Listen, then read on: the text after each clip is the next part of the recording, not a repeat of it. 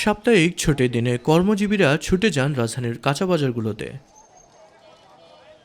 শীতকালীন সবজি, মাছ, মাংস ও অন্যান্য নিত্য প্রয়োজনীয় পণ্যের দাম কিছুটা স্বাভাবিক থাকলেও বেড়েছে লাউ, শসা ও লেবুর দাম।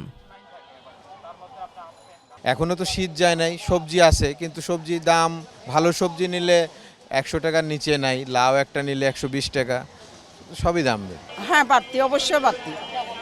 এই বাড়তি আছে, দাম কমাকমি নেই। এই সিজনে একটু কমে, কিন্তু এইবারে কমতেছে না।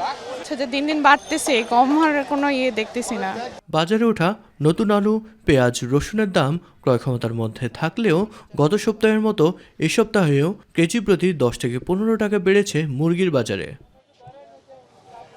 বলে 180 টাকা ছিল, 200 টাকা হয়েছে। সোনালি ছিল 300-320 টাকা হয়েছে। এদিকে আসন্ন রমজানকে ঘিরে চাল, ডাল, ভোজ্য তেলের বাজারে বাড়তি দামের ছোঁয়া, ফলে অস্বস্তিতে নিম্ন এবং মধ্যবিত্তরা।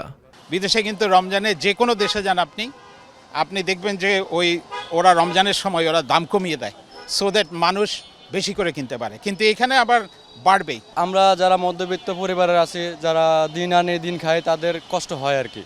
তো আমরা সরকারের কাছে একটা আবেদন করি, যে সরকারই থাকুক না কেন, তো চাই যে সরকার এই বিষয়টা আমলে নেক।